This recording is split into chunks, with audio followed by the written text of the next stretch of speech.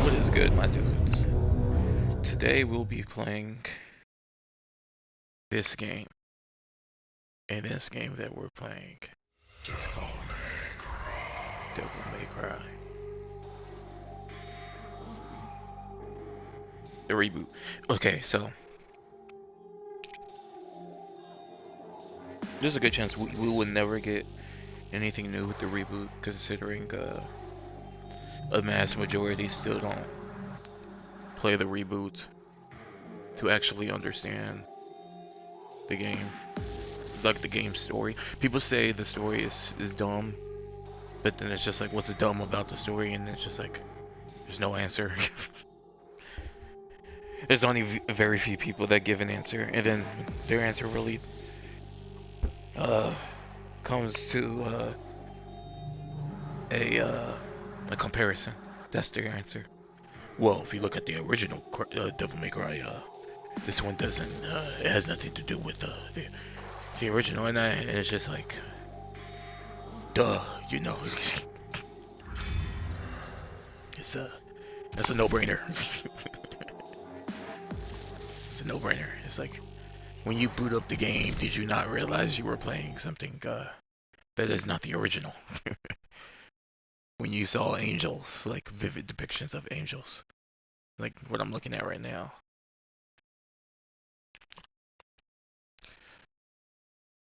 Just saying, you know. Um, but yeah, playing this game. So I feel like this game's story, it's like it wants to do something, but then it like towards the end of the game, like I would say here, from here, from here, and here. I felt like this could have been a lot shorter, and these missions, like fighting Mundus, I feel like it should have been 16, right? It should have been here, done, and then we spent these missions just getting to know Virgil as a character. Or what they could have done, right? Okay, you're playing the game, boom, you're doing this, right? And while you're playing Home Truths, you learn about some things, right? You learn some things about yourself, right? Obviously, Dante, he learns things about himself, right? Blah blah blah. And then like, as he's trying to escape, for some reason, Limbo starts showing him visions of what Virgil did to get to understand. And let's say it was like kind of questioning. You feel me? And it's just like, what the hell was Virgil doing, or some shit like that, right? And then we go back to this mission. Now we have Dante that's just asking Virgil some questions about what he saw, right? That's what it should have been, right? And it's just like they're talking about it, and like he eases his Virgil eases his suspicions of himself, right? He sees it in Virgil and in Dante. He sees a suspicion, like he sees that Dante is suspicious of himself, right? And he's just like he eases it, right? And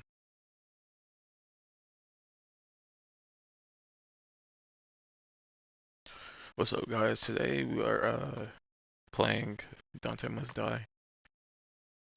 Fuck. Today we are playing Devil May Cry, and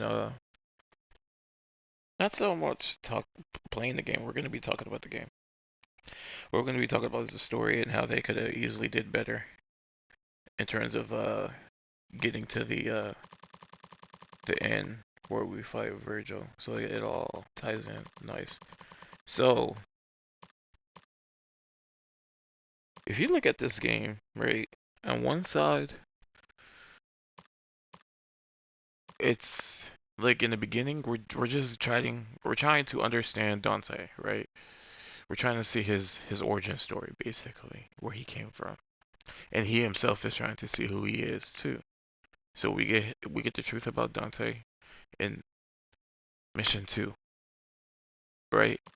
And throughout mission 2, we see instances of Dante remembering his mother, his father, right?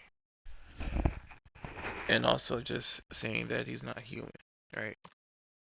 And then number 3, it's more Virgil doing a deep dive explanation of his bloodline, right? And I think 1, 2, and 3, these are good missions. These are good missions, right? And then from these missions, we started to kick off into the main plot of the game, which ironically kind of fucks the game. Like it makes the game just any other Devil May Cry game.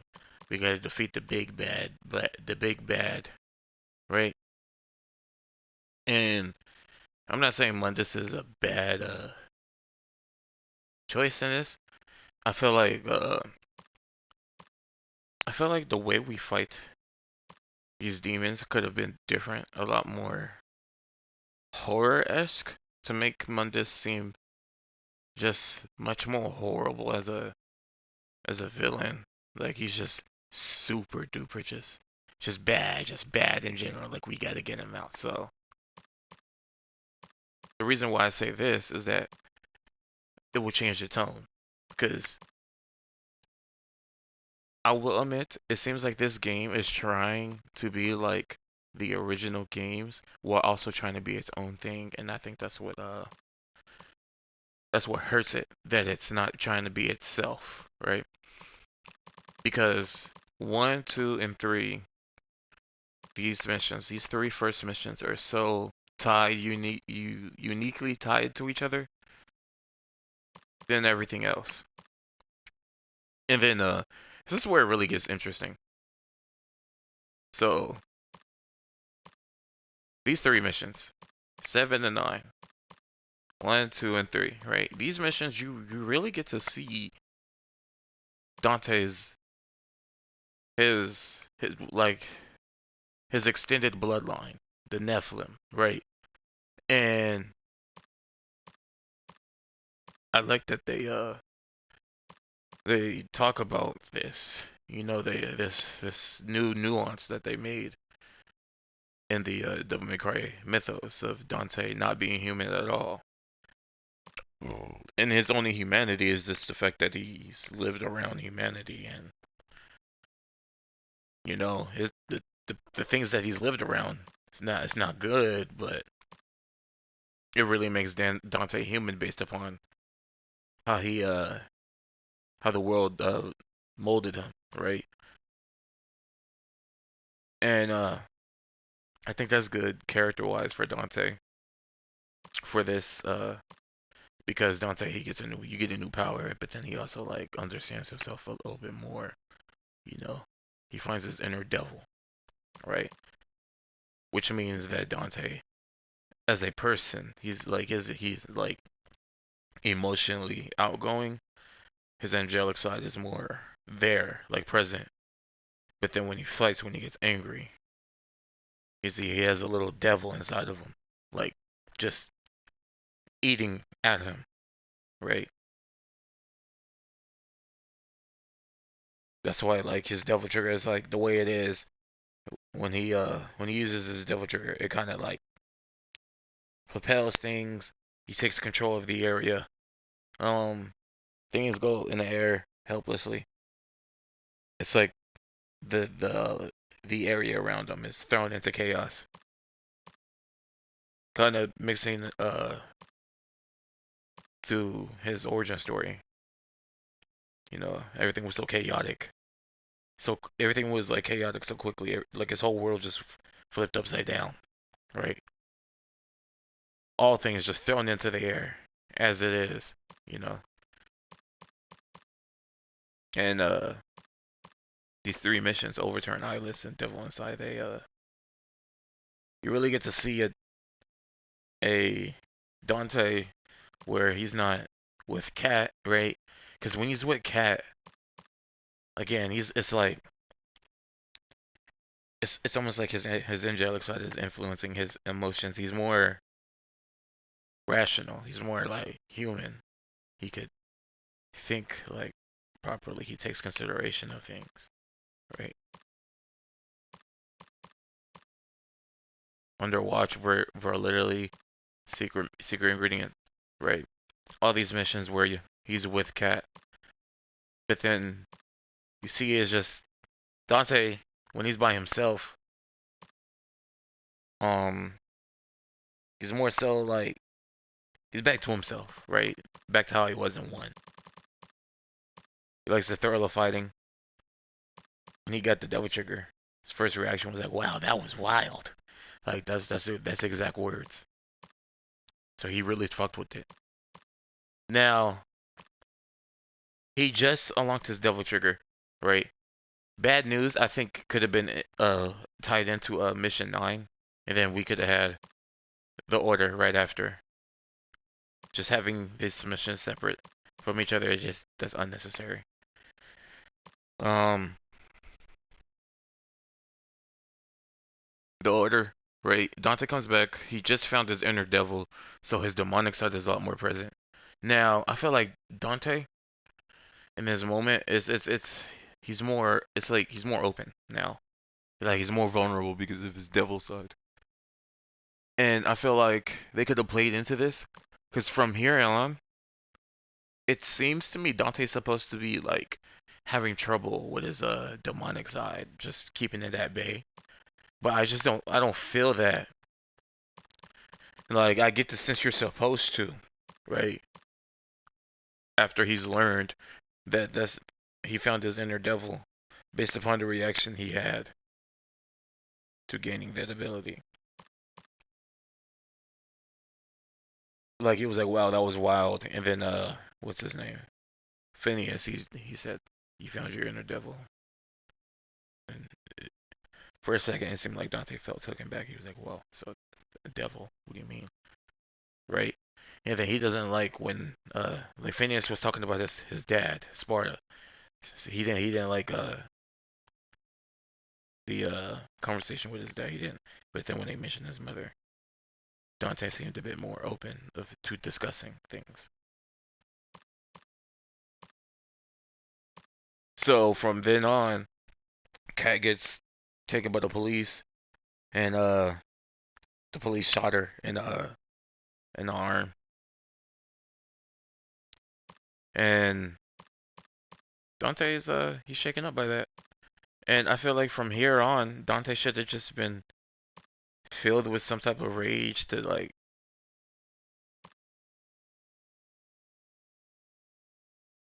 but here's the thing. Um like you notice how we focus about Dante throughout this whole thing, right? Right? We're already at mission what would it be? The order, right? We're already at here, right? We're focused on Dante. And this is what we could do. We get okay, fuck. Start over.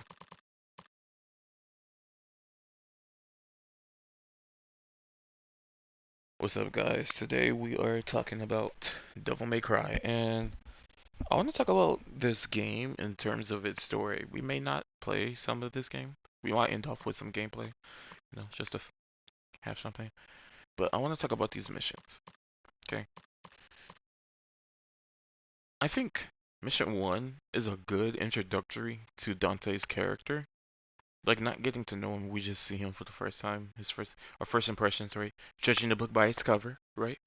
Um,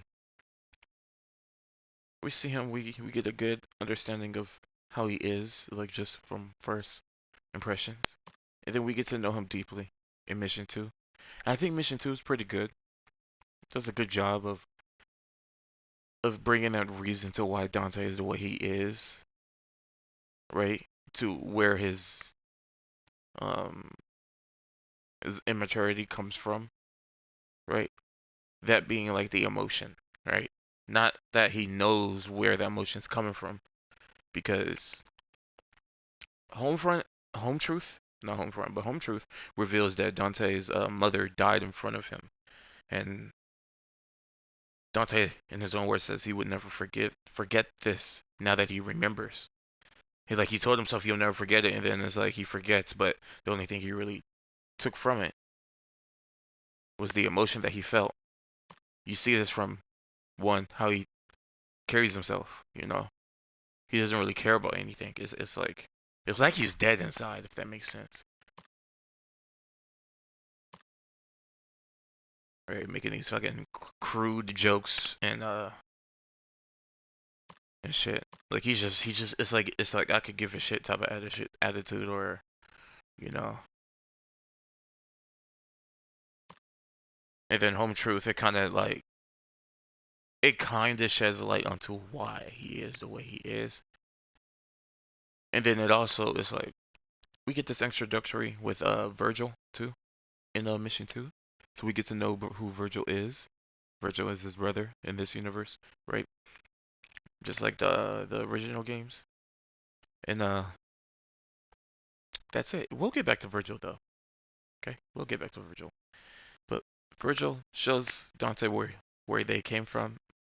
He brings Dante into Limbo, and Dante explores their old home in Limbo by himself, and Limbo kind of shows him his past, and Dante kind of remembers on his own. Now, throughout mission 2, we don't get any explanations to Virgil too. We don't, other than that they're blood brother, they're brothers, part of the same family, and that they love each other. That's about it. The brothers. And then Bloodline is just really Virgil talking about their bloodline.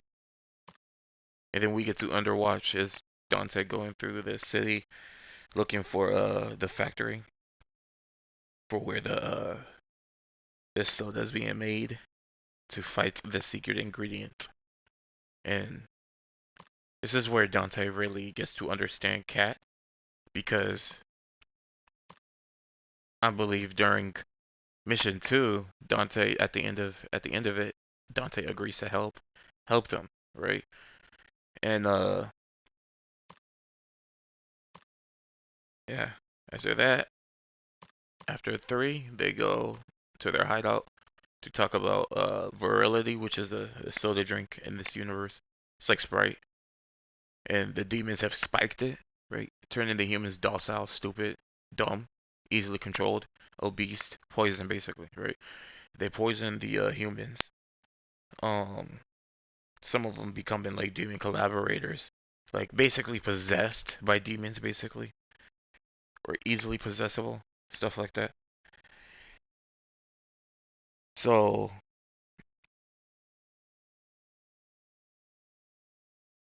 they get that done, but the only thing to really take out of this is Dante's interactions with Cat. And Dante's interactions with Cat is kind of like it's normal for the most part. It's normal.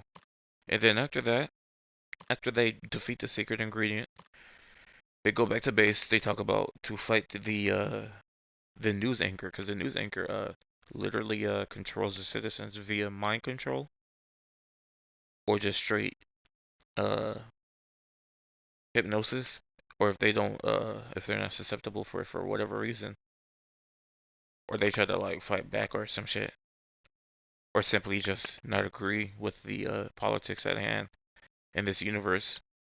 The news anchor is a demon, and they imprison them in limbo, in a prison that's in limbo, and they cannot die in limbo, because even if they did try to end themselves in limbo, it would just worsen their sentence. That's what the news anchor said. Bob Barbus, right? And in this mission, Cat or Virgil, they can't follow Dante, so Dante's alone. And in this mission, Dante meets a new a new character actually. A new character gets introduced. His name is Phineas. Phineas is a imprisoned demon. He was imprisoned for actually I think it's hinted that he followed in the steps of Sparta's in Sparta's footsteps.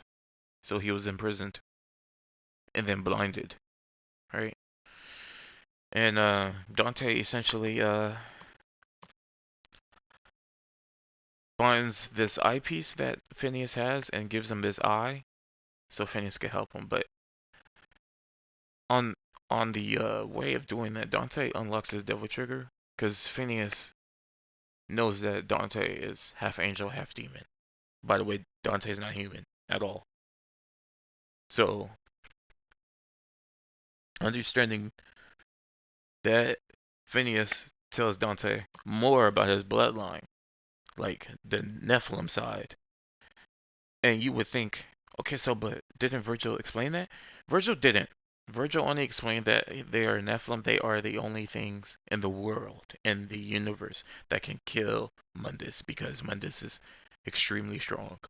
Mundus is just a regular demon, right? He's just a normal demon. He's not like a half breed. He's not half human demon. He's not a Nephilim. Mundus, it seems to me, in this universe, Mundus has emerged with this thing called the Hell Gate, which seems to me where hell is at, because Limbo is the world in between. That's what Limbo is, the world in between. Not heaven, not hell. It is the world in between. That's where Limbo is, and that's where a lot of lesser demons reside. And then, like, the more you go into Limbo, the further you fall into it.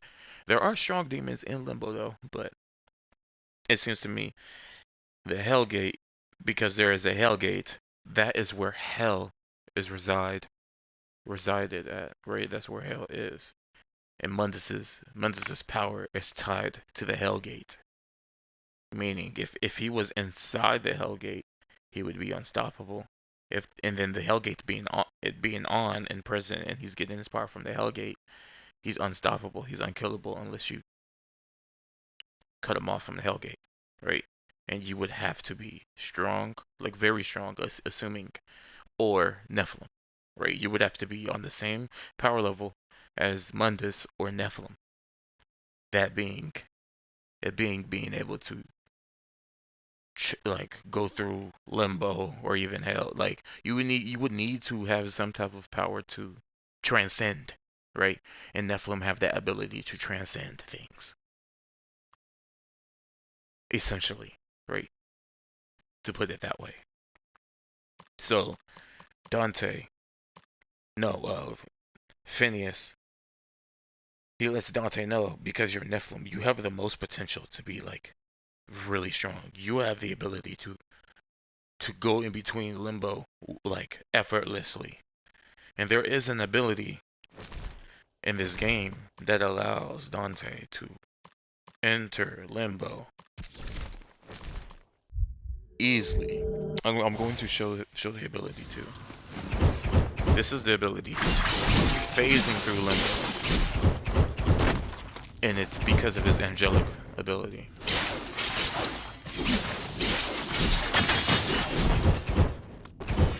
And it's called angelic evade. It allows him to phase through limbo. And let's read the description. So, Dante phases back and forth through limbo. So this is the his trickster, I guess you could say. That's the potential of Dante being able to go in and out of limbo without using a gateway, casting down a spell, something of those sorts, right? Being able to have angelic abilities alongside demonic abilities, because the demonic side is what allows them to go into limbo. But being able to get out, you need some external force to get out. Or you would need to be very powerful, i.e. Mundus, the Demon King, right?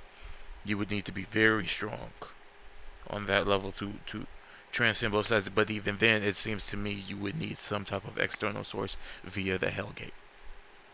Right. So Dante being Nephilim, being and having his angel side and demonic side. I don't know what makes like the reason to why he's able to transcend. Right. I don't know why. But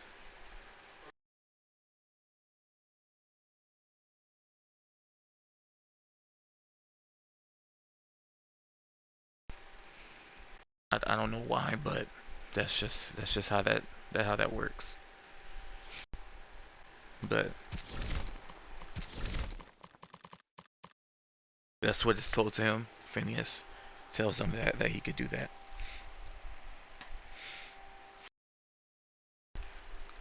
And Phineas leads them to some other Nephilim that are trapped there, and they seem to be trapped in some type of like mechanism. Like they're like big ass mechanical statues. And I find that interesting in a sense, right? Um, but yeah, Dante he gets his devil trigger. His devil trigger is more so like an awakening,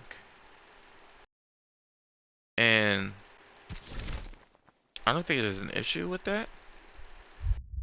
Like, let me show you his devil trigger.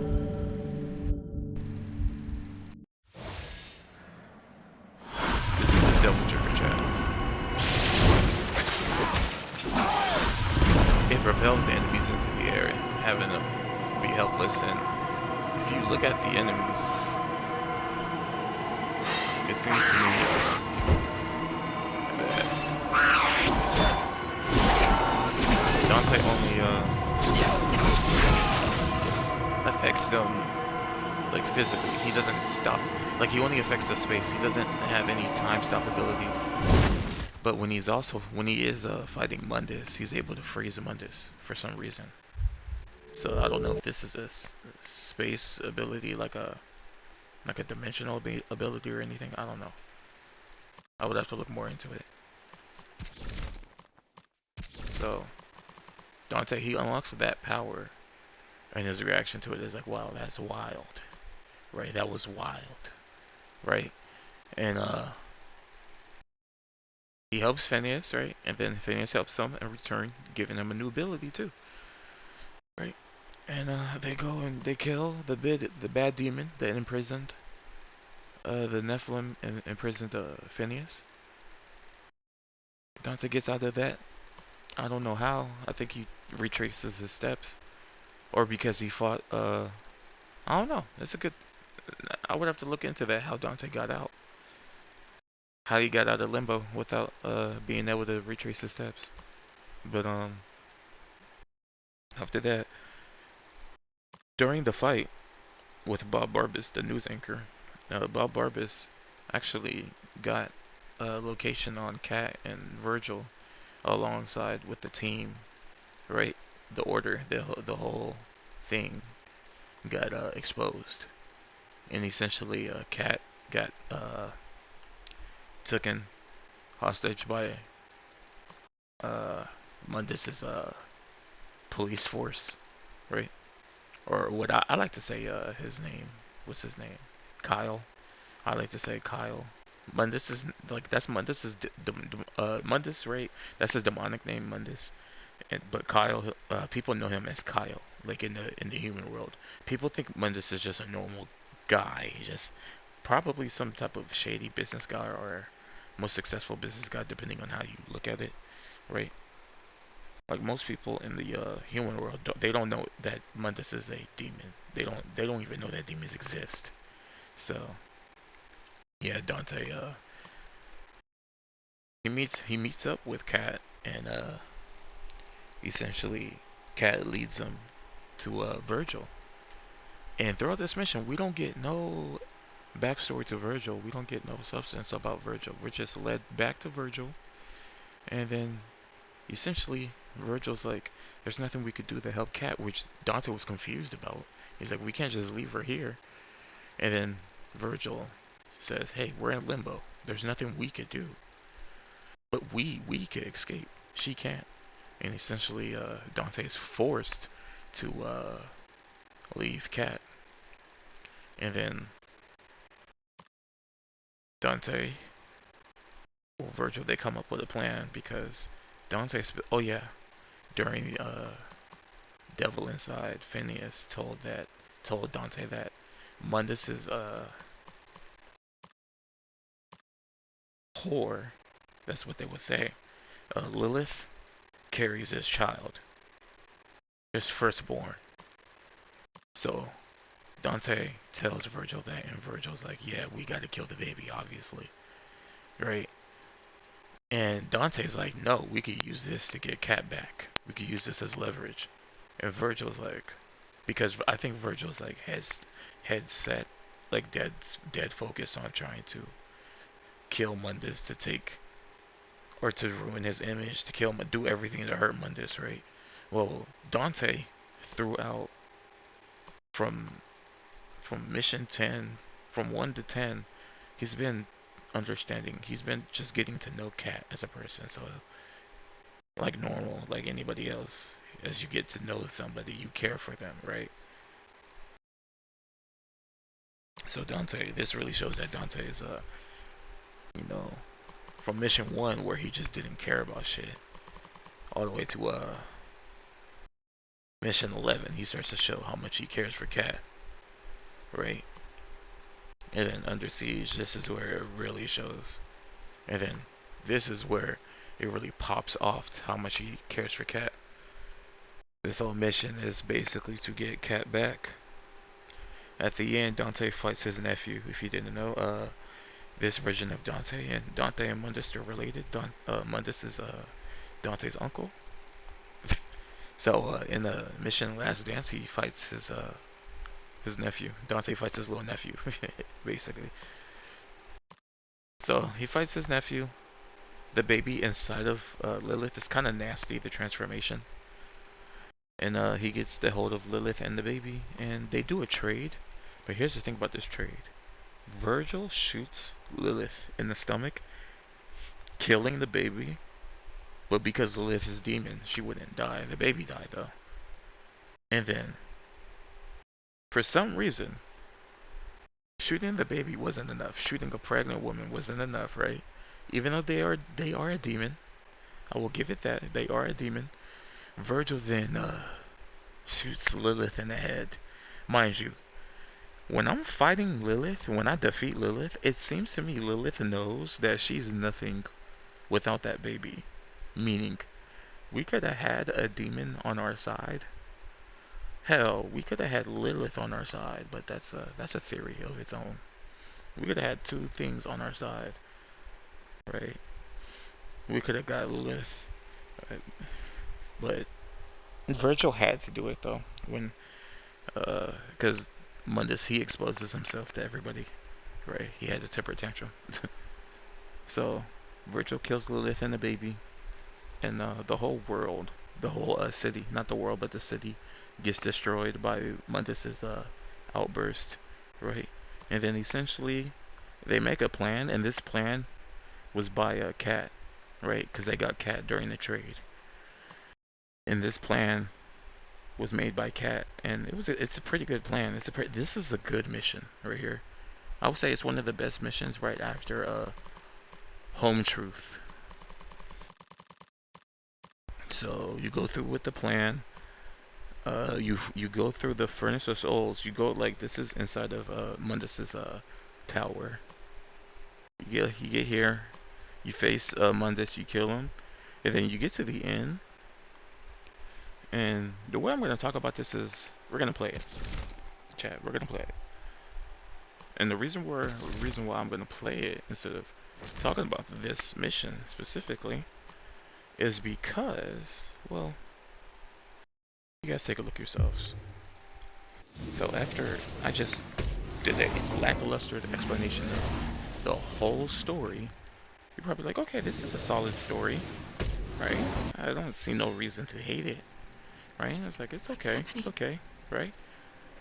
Limbo You has fight the big collapsed bad into the guy, real world. and then What was once hidden is now laid bare for all to see. So like, what's with Revolution this is in the mission? air. What's gonna Never happen? believed I'd live to see this day. See It's Mundus' the tower. beginning of the end for the demons. This is the aftermath of taking down Mankind will be Mundus. free. Yes. Free from the demons. The path is clear for us to rule.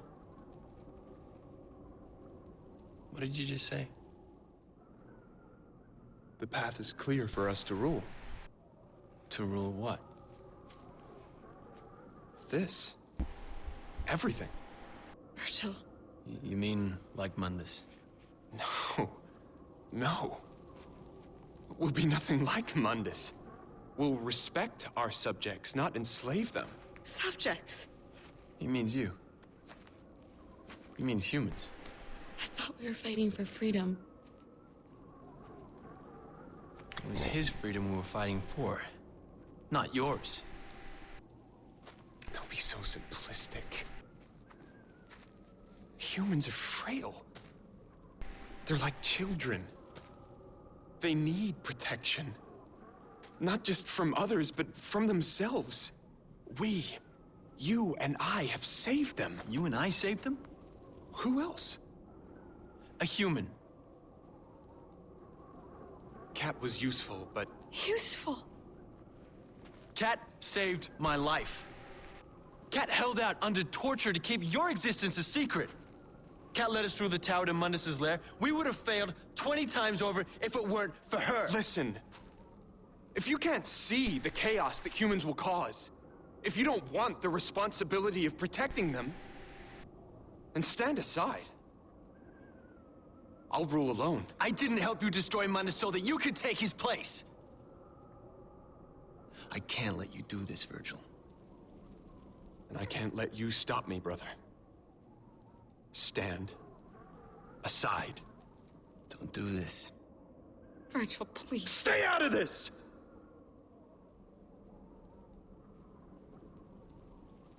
So, the line deliveries are so good.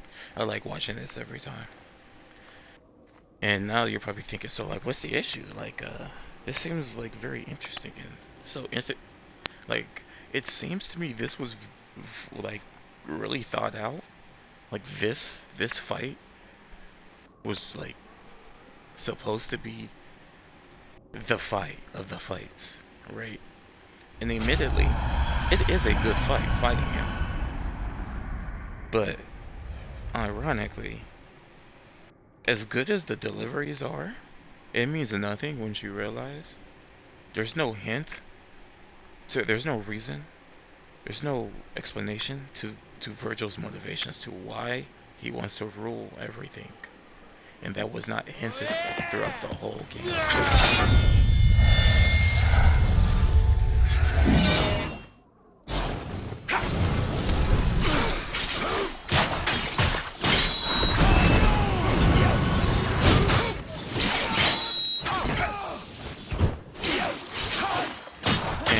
I think that is a good to why this fight feels the way it feels. Like it feels like it's supposed to be a good fight, and it is a good fight. Like fighting them, well, you don't cheese it. A lot of people just do this. But let me show you what you can do.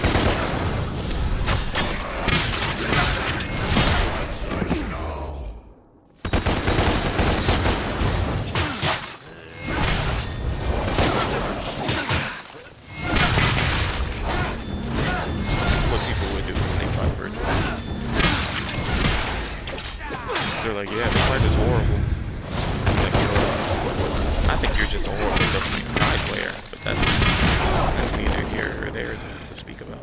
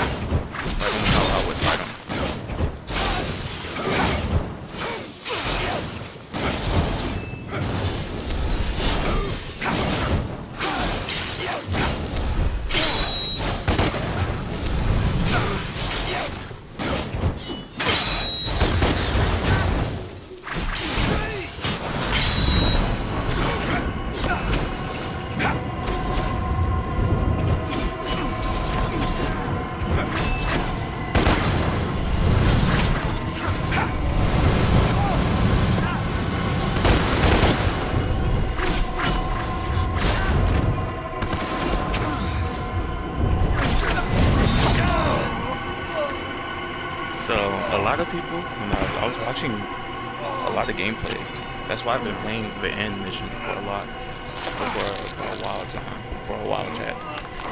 And it's really because nobody's actually played the game like a Devil May Cry game. They play the game for high damage. There's no skill at all, chat.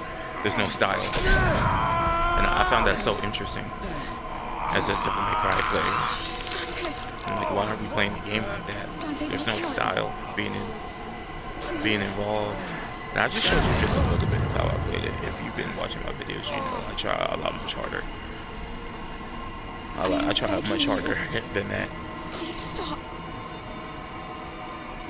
Shit, I go hours trying to get a stylistic fight. But this, I think this is one of the best missions. But because of the direction of this, the writing of this mission specifically, it just doesn't. It feels like it's for a different game. Like when you play this game, it's just like, okay, so why is this mission so damn serious? Why is the delivery? It's like this ending is for a different reboot of this game. It's like for a different story. Like I feel like we're missing a lot of context of Virgil, to his reasonings. The world is under my protection now. There's tie-in comics to explain Virgil's outburst of here, to why he acts the way he acts towards Cat, Dante. to why he chooses to rule everything. He never will be. Kinda. It doesn't even explain that. It just explains Virgil's attitude, like why he's a prick towards Cat. But he loves Virgil. He loves his brother Virgil. He loves his brother. You could feel the love in this line. Watch. I loved you, brother. So like you could tell. You could feel it. You could hear it. The delivery is good. Even Dante's character direction here is good. I don't know who I am anymore. I know exactly who you are. You are Dante. Nothing more and nothing less. I would have ended it right there. I would have ended the whole scene right there. Done. Boom.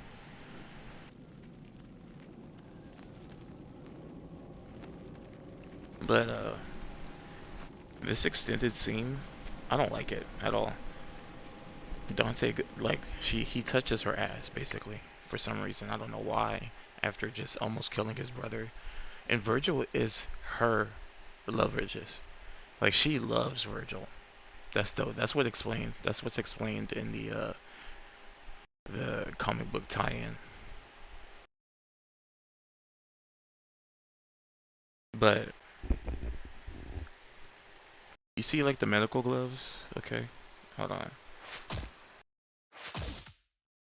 So here's here's an explanation to Virgil's reason to why he said subjects, or he calls humans subjects, and I found that so interesting because it's just like, why subjects? Did he do experiments? Right? Is there any proof of this? And the proof is in the concept art, chat.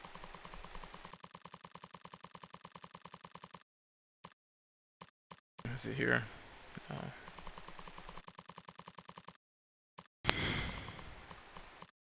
That's not there. It's there. Boom. So this is the proof that Virgil did some experimenting on humans. You can see it here.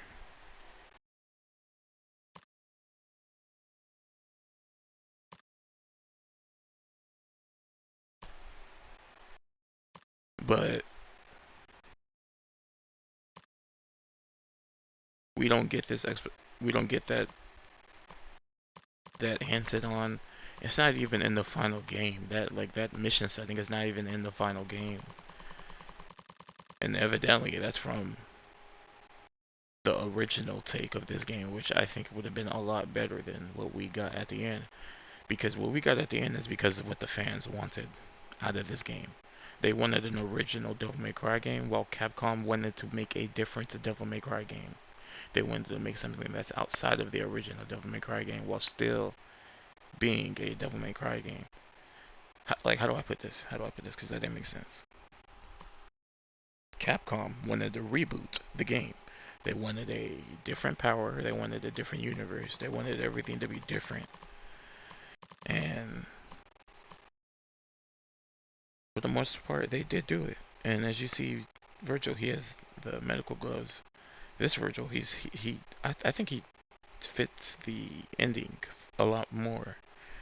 He calls human subject. You could see he would call human subjects or species or just something below him, right? Roaches, cockroaches, something. The Virgil that we got at the end, right? It just doesn't match his character. It doesn't match. Like, nothing matches in the last mission, chat. The end, mission 20.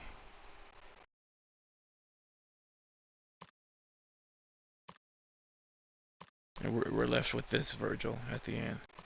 Admittedly, you know, it's a good character design. I give him that. But we didn't have any explanations to who he is as a person. Why he is the way he is towards the end of the game. So yeah, if you guys like this, I'm not even going that in depth. I'm just talk about the missions, you know, just giving a just a thorough analysis, not even being thorough, just it's just simple observations. So it's like 1, 2, 3, 1 through 3. These are good missions for Dante. These missions are good for Dante's interactions with Cat. So from mission 6. From 4 to 6, good missions interacting with Cat. This is some good mission for Dante's lore on Nephilim, and then some good this is good character development for both Cat and Dante. Cat being like she's using her brain, right? Sorry. I'm a little bit sick, chat. My ears hurt. They've been hurting. This is like my 5th take on making this video, and all I just wanted to do is talk about these missions, not even really play. But yeah, from like these missions, they go in threes. So this being the last mission, boom, boom, and then this is the only mission where it's just one mission and then onto the other. And realistically, this should have been one mission, right? And then they go to fight Lilith. He fights his nephew, right? Boom. The trade, the plan. Boom. He fights Mundus, and then he fights Virgil. They have a disagreement on ideologies, and Virgil's ideology wasn't hinted. It wasn't drip fed to us throughout the whole game. Mission, so 16 to 19. This is all about killing Mundus. 13 to 14, no 15. This is all about the trade with getting a cat back via Mundus's baby, right? 11 and 12, the infiltration of Mundus's corrupted police force, right? 7 to 10, Dante fights an evil guy. 4 to 6, Dante fights a evil demon. And then 1 and 3, Dante's origin story. Well, 2 is origin story. 3 is a more in-depth origin story on his bloodline to who he is, like biologically, what he is, right? And then, yeah, none of these missions talk about Virgil as a character.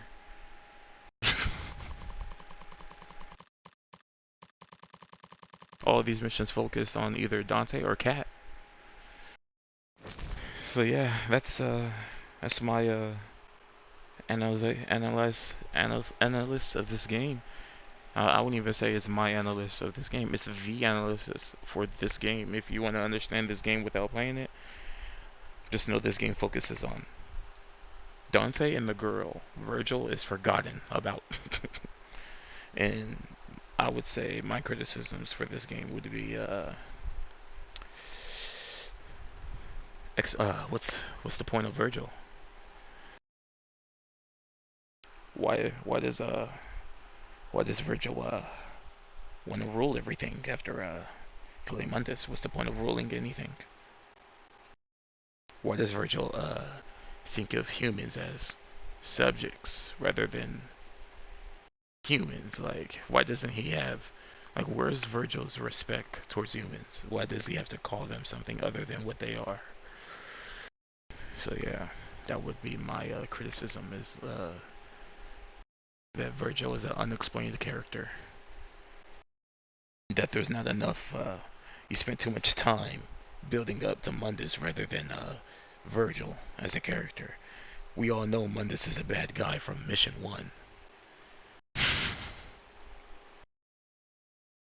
I mean, if you want to build up to how bad Mundus is, you could have had Mundus like killing people and throwing bodies at Dante, as Dante has to defend himself.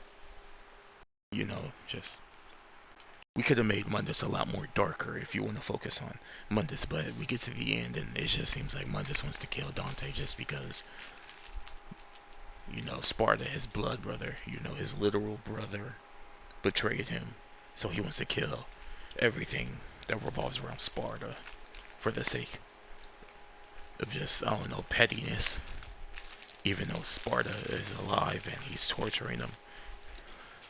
If anything, it would be better to earn Dante's trust and manipulate Dante into doing horrible shit.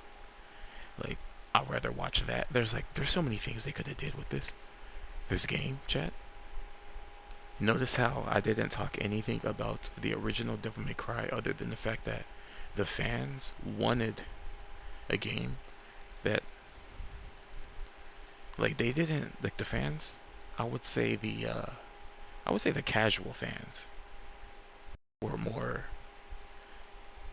out forward about not liking how the first game, how they first marketed this game as being Dante being an experiment, right? And I think that's just, like, if you don't like it, then you shouldn't. I don't think you should whine and cry. You should have let Ninja Theory made it, and then you judge it. You judged something that wasn't even out. You saw the idea of what Dante could have been, and just shunned it. And you don't even know. It could have been good. It could have been better than this. This lackluster. It's like lackluster.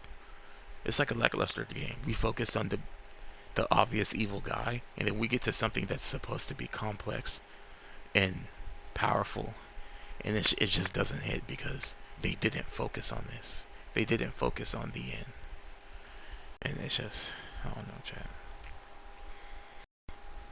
As always, if you guys like these type of videos of me not really playing the game, just talking about the game in general, give a like, subscribe, comment down below of what they could have done to fix this game, not by like inputting things that are from the original game, because it's still not going to fix this game.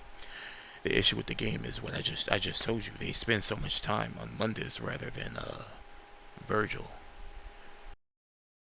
right? Because you know how in Devil May Cry 3 they focused entirely on Virgil, chat. Even though Arkham seemed like the main villain when Arkham got revealed, but at the end of the game, guess who we fought? Virgil. And because we focused mainly on Virgil, it made sense. Arkham being the guy pulling the strings, right? Showing his true motives was good and perfected, well written, and it didn't contradict anything. It didn't come out of nowhere as forced, right? And I'm not even saying Virgil being the villain. I'm not even saying he's a villain, really. Virgil in this game, I wouldn't say it's forced. It's just unexplained. There's no, and then it's like, what he's saying, it doesn't even sound that bad. Maybe it would sound bad if we saw Virgil's true intentions drip fed to us throughout the whole game, right? But yeah, hope you guys understand. I wouldn't even say agree. I hope you guys understand, because this game, I don't think it's that bad. It's just, it's exactly what I said. It's just I think the game focused on the wrong thing, and I think that's the downfall of the story. Now, as in terms of combat, the combat could be better. I think people need to fight Virgil, like the people that do combat crazy videos, crazy combat, right? The crazy combos or combo crazy videos. They need to fight Virgil to get a gist of the true extent of this game. Because once you fight Virgil the boss at the end, then you'll be like, okay, okay. Because people fight Virgil in Devil May Cry 5, and you see the true extent of that combat by fighting Virgil there. So if you fight Virgil in this game, you'll find yourself, for the most part, I was struggling to fight Virgil. Like, if you don't cheese the game, like if you choose not to play the game like a Devil May Cry game, of course the game is going to be easy, because you're not being stylish. You're choosing to end the game.